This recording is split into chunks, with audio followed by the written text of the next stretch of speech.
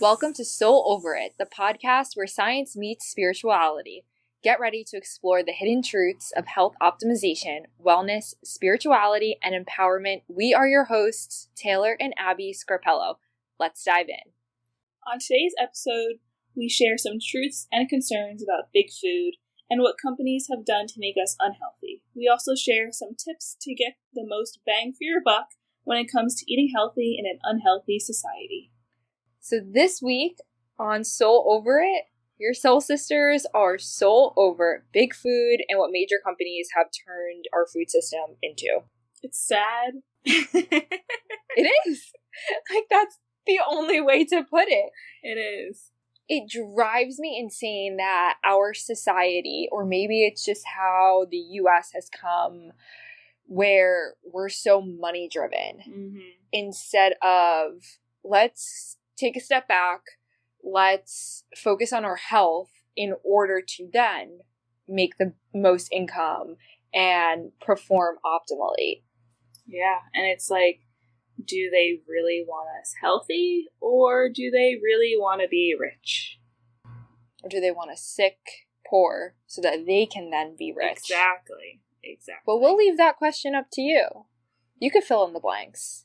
We're just here to shed some light or bring some things to the surface. And educate. And educate, of course, in order for you to then come to terms and make those decisions. Because at the end of the day, it is up to you to make these choices. Exactly. So we're going to go back to Hippocrates. And if you guys remember, we spoke about Hippocrates, who is the founder of medicine. He has many famous quotes, and one of them is, "Let food be thy medicine and medicine be thy food."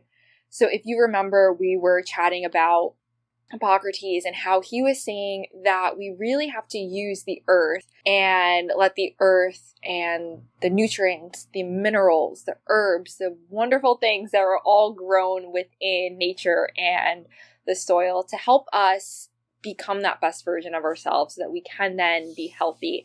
And really that is our form of medicine rather than the synthetic form. So he has been saying that we have to get back to basics and just use the earth to help us heal. And fast forward in today's society, we have become so far from that.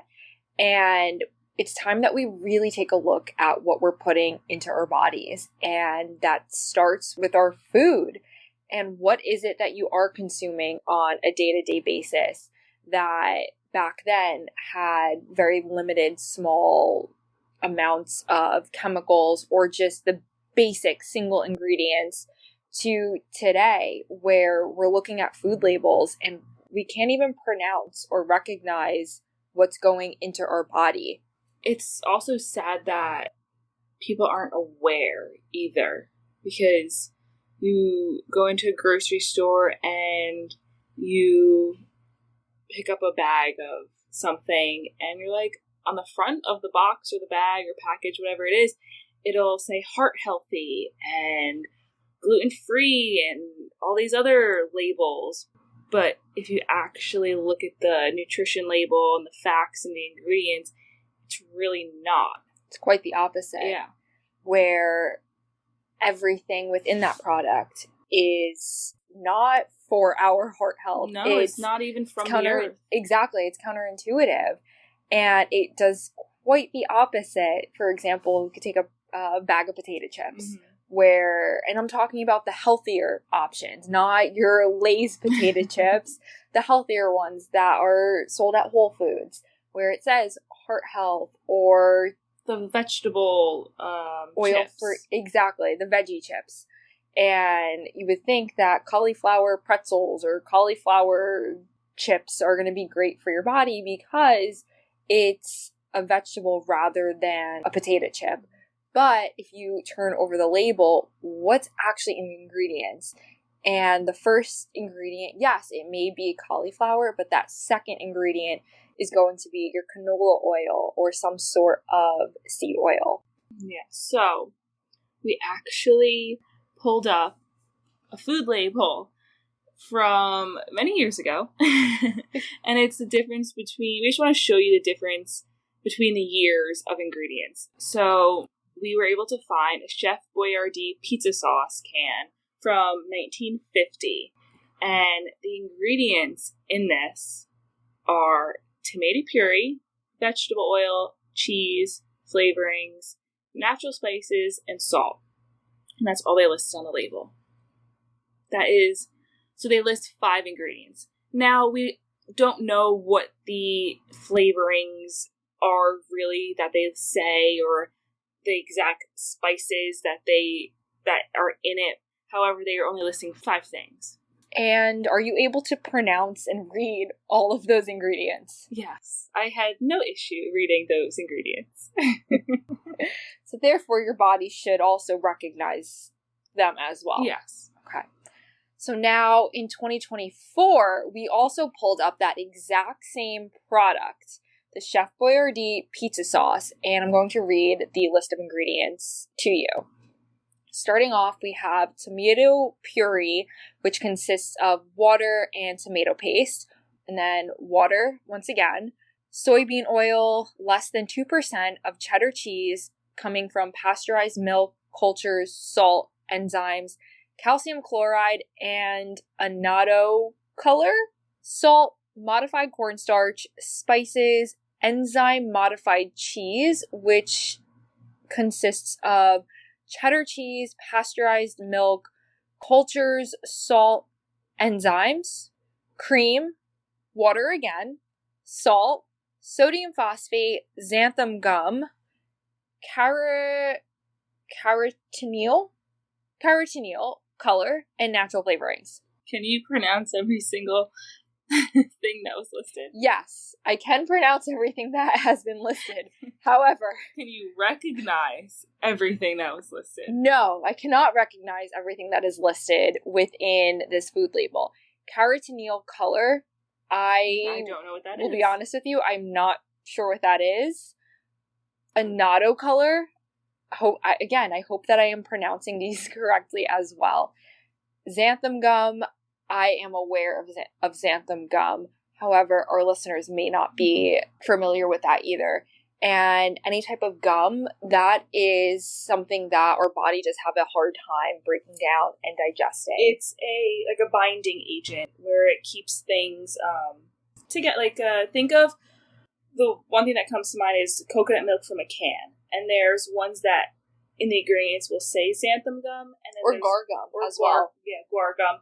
And then there's other ones that don't have the gums. The ones that don't have the gums, you'll actually notice that half of the can will be like a cream, the coconut cream. The other half will be like a water. Where the ones that have the gums, it'll all be like mixed together, where it'll all just look like a milk. Exactly. So the xanthan gums just kind of keeps things emulsified together. And it's something that really isn't necessary in products. It's just that brands like to use this for consumers, because as a consumer, if you see that your food is separated or like there's like oil on top, or exactly, something like that, people are like, ew, why is there so much oil? Is it gross? Is it spoiled? However, it's not spoiled. It's more, they do it because it's appealing to the eye. And if you go back to the 1950 Chef Boyardee pizza sauce label, there's no xanthan gum, there's no guar gum, there's no binder within the product. Yeah, and I will point out that there may have been different regulations based on food labeling back then, so I will point that out. However, I do know for a fact that food has changed in between the years. Exactly. And we can even dive into the difference between food and countries. Yeah, this is huge. So, in the U.S., they're more relaxed with regulations where they don't have to list everything. And this even goes for like cosmetics as well. They don't necessarily have to list everything that's in the product, and they are very lax on the regulations for like ingredients, chemicals, pesticides, and so on. Yep. Europe is a lot more restrictive, and they do take a more restrictive approach, which then reflects on the customer's preferences and even just like the culture in Europe as well. Yeah, it's like, for example, if you go to Europe for a vacation and you just notice that you can eat certain foods in Europe that you can't when you're in the US. And that is because of these regulations. And I find it extremely fascinating that the US, or in the US, the FDA tends to have that reactive approach, which allows the additives to be put into the products without them having to be proven that they are harmful, where in Europe and the EU, they require the additives to be proven that they are safe before whether they put them in the products or not. And they've also banned the use of growth hormones and some chemical additives within their products as well. So I find that very fascinating, where the US isn't taking that second step to test all of their products, where the EU is actually testing their food, testing the chemicals to make sure that it is safe before putting it into our food. Yeah, they have a little more care, I'd say. Compassion for the consumer. Exactly. And when we were in Europe just a few weeks ago, or I guess now, months ago. A little bit more than a few weeks ago, but we even noticed it. And Abby, you, by going through your whole health journey, being able to even eat foods that were out of your norm, out of your normal protocol, and not feel any sensitivity. You felt fine. Yeah, like I don't eat gluten, for example, and like I avoid it completely in the States. And then we went to Europe, and I gave myself more freedom, flexibility in my diet, because I don't go to Europe very often. I'm on vacation, and yes, I'm going through some health challenges right now. However, I want to enjoy myself, and I want to give myself the flexibility. So when we were in Europe, I'm like, you know what? I'm going to have a croissant, because I don't eat this when I'm home. So I had a croissant, and I felt fine. Like, I felt okay. I wasn't bloated. My stomach didn't hurt me. And that just shows you the difference in food. Exactly. And I even noticed a difference in the way I felt as well, where typically anytime we are on vacation, my body will become out of routine, out of norm. Mm-hmm. And sometimes you get a little backed up, if you know what I'm saying. But things were smooth sailing every day, multiple times a day. I'm just saying that from the food, it did move consistently. That's great. But also, one thing that I did notice was that as someone who is extremely active and loves to just move my body first thing in the morning, yes, I was out of my normal routine, didn't have access to a gym, and I was eating foods, and I didn't feel anxious, didn't feel like you needed to go work out or be on exactly. Your routine. Yes, I was a little sore from not moving my body as much, but I found myself not feeling anxious or the need to do anything extra that I had to do, or if I compensate. To compensate being out of the normal routine, where I was able to just be focused, have fun, go shopping, and just enjoy our family vacation. Yeah, and food does play a huge role in mental health too. Absolutely. Because your gut is your second brain, so if you eat something, I'm sure everyone just can recognize this. If you eat something and your stomach bothers you, you're automatically in a bad mood because you don't feel good. But it's also, take a step further, if you are feeding the bacteria within the gut. Yeah, it can affect you can become more anxious, or depressed, you can not be on your game, like not focused. And that's because all of our neurotransmitters are produced within the gut. So think your serotonin, dopamine, melatonin, all of those are made within the gut. So if you are hindering the production of them, it's then going to affect your mental health. So think happy gut, happy mind, happy life. So, give a little tip right here. If you can't pronounce it, you can't digest it. And 90% of the food sold within grocery stores today didn't even exist 100 years ago. And neither did the 99% of chronic disease. Look at that. Makes sense. So, we have to go back to the basics. And basics meaning food from the earth. Single ingredient foods, as our mom likes to call them. Exactly. It's true. And a great rule of thumb is that when you are grocery shopping, shop perimeters only. Do not get distracted by the fancy labels down the chip aisle, the beautiful, colorful Oreo packages. Perimeters only. And by that, I mean the produce, the meat section, the fresh fish section, and then if you go down like the dairy, depending upon how your grocery store is set up. But typically around the perimeters are going to be your dairy, your produce, and then your protein section. So again, perimeters only. So now we're going to talk about a topic that has kind of been on the rise, or it's been way more talked about like this year, I'd say, than ever. Absolutely. And this is lab-grown meat. So this can also be labeled as cultured meat, and this is not meat that comes from your cow that's on the farm. Or the chicken. Yeah, this is meat laying the eggs. that is grown in a petri dish. Sounds delicious, right? Oh yeah. Right? Oh.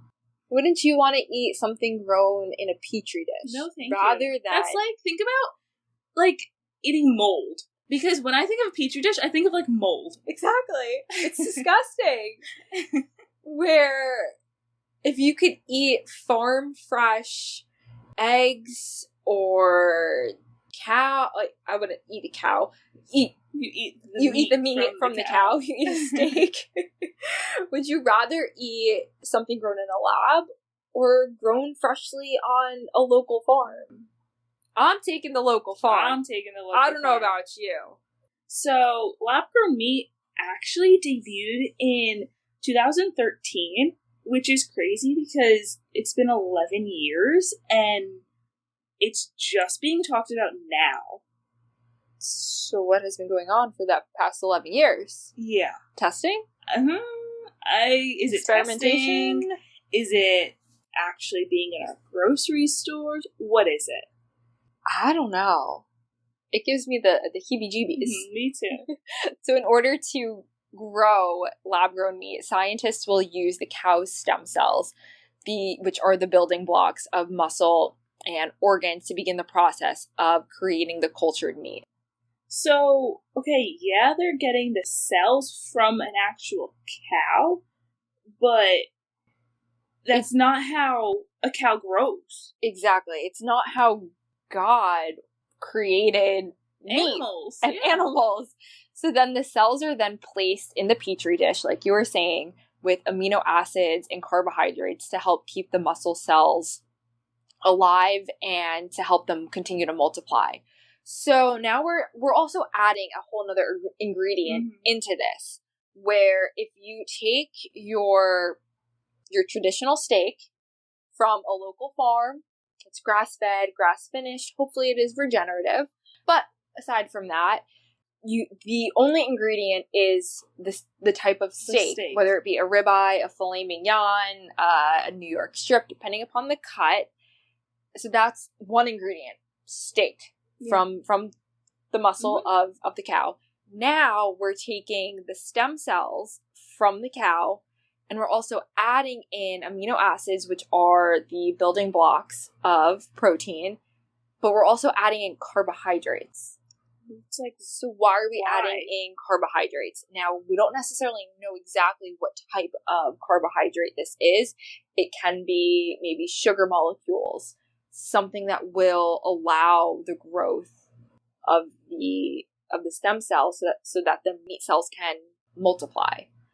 So now we're not only putting in protein into our body, but we're also adding in an extra carbohydrate, something foreign, and also carbohydrates into our body.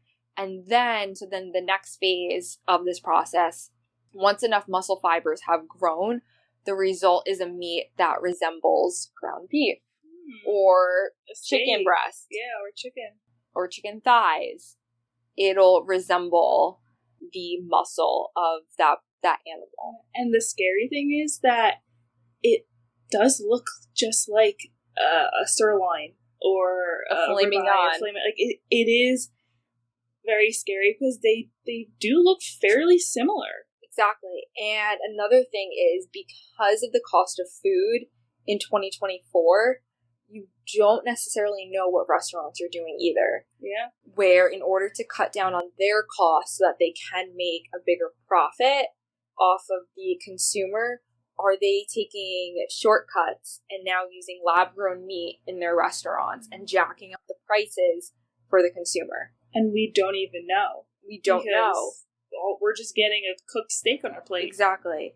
So it's so important to always take that extra mile and know where your food is coming from. And read those labels and look into the brands and research. And don't be afraid to ask questions if you are at a restaurant or at a grocery store as well. Take that extra step because you care about yourself. And at the end of the day, it's about you that matters. Yeah. It's about your health. It's important what we put in our bodies. And there's been so many times where I was that annoying person asking questions at a restaurant, but it's because I care about my health and I care about the longevity of myself and my future family. Exactly. So we're going to move on to another, I guess, category, we could say, which is Apeel and Pesticides. So Apeel is also a new and fairly new thing that's been come up and been talked about. And what Apeel is, it's a coating on produce that is supposed to make the produce last longer.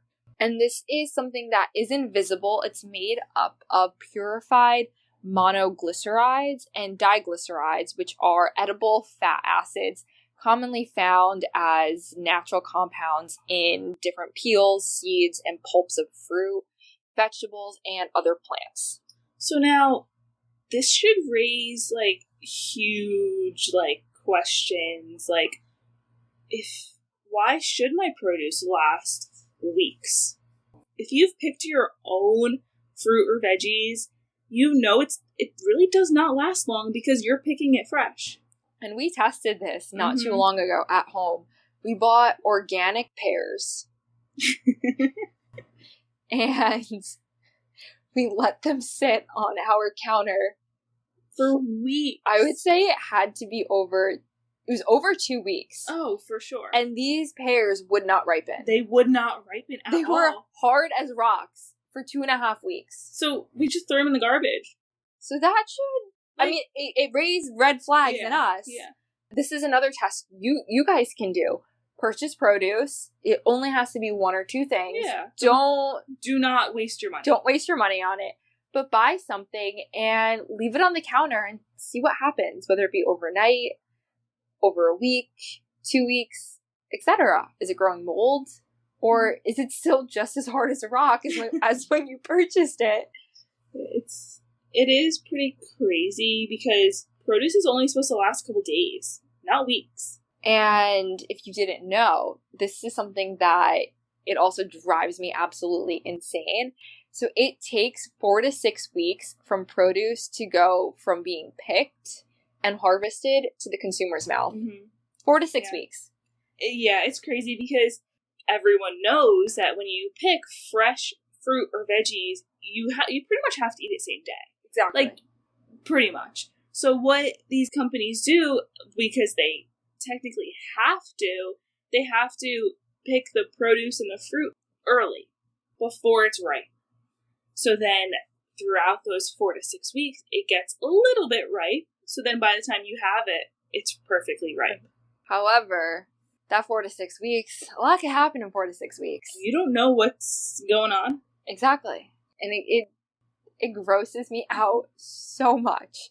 But there are companies that do not sell products with appeal. And then there are companies that do sell products with appeal. So the ones that do not sell produce with appeal are Natural Grocers, Sprouts, Trader Joe's, Publix, H-E-B, Central Market. This is a grocery store located in Texas. Walmart, the Walmart brand produce. So Walmart will carry some appeal produce, but the Walmart brand does not contain appeal. Jimbo's, located in San Diego. Azure Standard, Kimberton Whole Foods. This is a PA grocery store. Clark's Nutrition, located in California, and Costco. Yeah, Costco, I was really surprised, and Walmart. Same here. Those surprised me. And then stores that will sell appeal are Kroger, the Fresh Market, specifically avocados and citrus fruit. Whole Foods sells appeal. Aldi, there's really no policy, they didn't say. Stop and Shop, again, no policy, they didn't say. And then Target also sells appeal. So hopefully your produce store is one that does not sell appeal. If not, highly recommend checking out other grocery stores nearby. So again, just giving you guys all the tips so that you can just fuel your body with the best nutrients possible. Yeah. And then also, if you're still unsure, say if you go to the grocery store and you have a bag of lemons, on the bottom of the bag, it'll say this product is coated in a wax coating. That, you don't really want to buy that. That could be appeal, it could be something else. However, just stay clear of those, because that wax coating is, again, trying to preserve your fruit longer than it should be preserved. Exactly. And you always want to be safe than sorry long term. Yeah. And then last but not least, we're going to get into another hot topic. Yes, this one might be hotter than the appeal, I think. Glyphosate. So glyphosate is most commonly used as a pesticide, which is banned across many countries. However, it is not banned in the US, which we're not surprised. Yeah, so glyphosate, it's a synthetic herbicide, and it's the world's most widely used weed killer, which can have harmful effects on humans and animals. So glyphosate is like your Roundup that you use in your backyard to kill all the weeds that you don't want. Exactly. And this is being sprayed as a pesticide in our food. Yeah, so just think about what that does to your insides, like your gut. If it's killing the weeds in your yard, it's got to be killing the good little bacteria in your gut. Absolutely. It's an antimicrobial, which is very similar to that antibiotic. And antibiotics, there are benefits to antibiotics, of course. I'm not saying there are not, but there's, antibiotics also kill everything in your gut, even the good bugs. And if you are someone who is suffering from poor gut health, the more you incorporate foods that contain glyphosate, the more your body will react to this. Yeah, because it's breaking down all the good bacteria, which can cause leaky gut, which can cause histamine reactions and autoimmune disease, food sensitivity. There's so many things that it can cause, and it can go into a spiral, but just avoid it as much as possible. Exactly. So that's another thing. And there are companies and products that will say and put right on the label glyphosate free. So that's another thing just to keep an eye out for. And if you are wandering around the grocery store and the product doesn't mention that it's glyphosate free, I recommend putting it back on the shelf and finding something that is safer. Yeah, and it may take a little longer to research. However, just go back to what's more important. Perimeters only. When in doubt, perimeters only. So there are things you can look out for, and like we were saying before, is making sure that you are reading the labels. Can you recognize and read all of the ingredients? If you can't pronounce it, your body will not either as well. It won't recognize it. And then when you are reading the labels, keep an eye out to see how long it takes you to read it. And if there is a laundry list of ingredients, or if there's just maybe 4, 5, or hopefully there are just that one single ingredient. Are there any seed oils in the product as well? So your canola oil, sunflower, safflower oil, grapeseed oil, sesame. Yep. That's a little. Anyways, if you can't pronounce it, you can't digest it.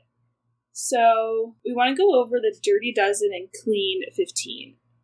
And this list of foods, it does change year by year. So we do have the most updated Clean 15 and Dirty Dozen.